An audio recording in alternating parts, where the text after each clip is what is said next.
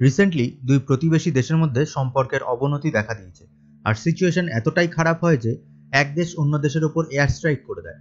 আমি কথা বলছি পাকিস্তান আর আফগানিস্তানের ব্যাপারে।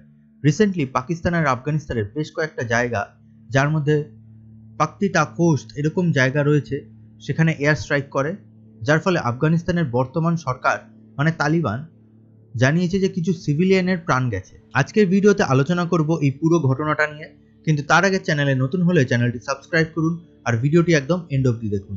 গত 16ই মার্চ পাকিস্তানের প্রায় 7 জন সেনা মারা যায় একটা জঙ্গি হানায়, আর সেটা করেছিল আফগানিস্তানের তালিবান জঙ্গিরা। অ্যাটলিস্ট এমনটাই মনে করা হচ্ছে পাকিস্তানের তরফ থেকে, কিন্তু আফগানিস্তানের তালিবান সরকার এটা মানতে চায় না।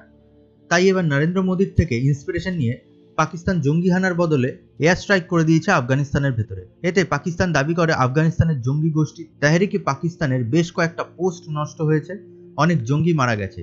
কিন্তু উল্টো দিক থেকে আফগানিস্তান বলছে পাকিস্তান সিভিলিয়ান বা সাধারণ মানুষের বাড়ির ওপরে সেই সমস্ত এয়ার স্ট্রাইকগুলো করেছে, এবং যার ফলে প্রচুর পরিমাণে সাধারণ মানুষ মারা গেছে এবং অনেক বাচ্চারাও মারা গেছে। এই পাকিস্তান আর আফগানিস্তানের মধ্যে যে ঝামেলা, সেটা আজকে নয়, বহুদিন আগে থেকেই চলে আসছে।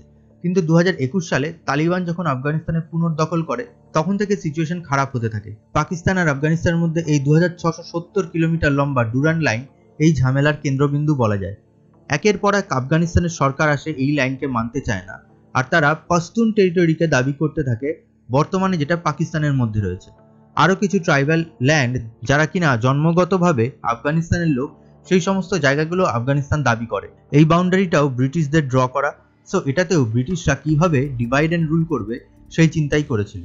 আর সেই মতো তারা খুব বুদ্ধি করে পশতুন টেরিটরিকে বাউন্ডারির দুই দিকে রেখেছে, মানে কিছুটা আফগানিস্তান কিছুটা পাকিস্তান, যাতে টেরিটোরিয়াল ক্ল্যাশ হতে থাকে এই সমস্ত জায়গায়। ঠিক এটাই ব্রিটিশরা ইন্ডিয়া পাকিস্তান, ইন্ডিয়া বাংলাদেশ আর আফ্রিকার বিভিন্ন কান্ট্রিগুলোতেও করেছে। যাই হোক, মেইন টপিকে আসি। যখন তালিবান 2021 সালে এখানে ক্ষমতায় আসে, তারা ডুরান্ড লাইনকে একেবারেই মানতে চায় না, আর বলেই দেয় যে এই লাইন তারা বাউন্ডারি হিসাবে মানেই না।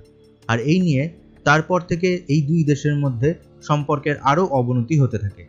এবার এই তালিবানরাও দুটো ব্রাঞ্চ আছে, একটা আফগানি তালিবান যারা আফগানিস্তানে অ্যাক্টিভ, আর একটা হচ্ছে তেহরিকে তালিবান যারা পাকিস্তানে অ্যাক্টিভ। কিন্তু দুজনারই আইডিওলজি সেম। এই টিটিপি বা তেহরিকে তালিবান পাকিস্তান 2022 সালে পাকিস্তানের সাথে হওয়া সিজফায়ার চুক্তি ভেঙে দেয়। কারণ ছিল এই ডুরান্ড লাইন। এই টিটিপি তাদের সিজফায়ার চুক্তি ভাঙার মানেই হলো পাকিস্তান জুড়ে ব্যাপক পরিমাণে টেররিস্ট অ্যাটাক, আর সেটা 2022 সালের পর পাকিস্তান জুড়ে ব্যাপকভাবে বেড়ে যায়।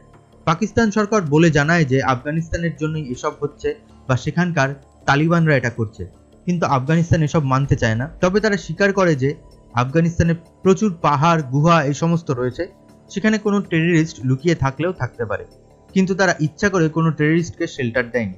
এবার সত্যি কি সবাই সেটা জানে, না জানলেও আন্দাজ করতেই পারে। তবে ভালো খবর এটাই যে আপাতত আফগানিস্তানের তরফ থেকে আর কোনো কাউন্টার অ্যাকশন নেওয়া হয়নি। ভিডিওটি ভালো লাগলে ভিডিওটি লাইক করবেন এবং চ্যানেলটি সাবস্ক্রাইব করবেন।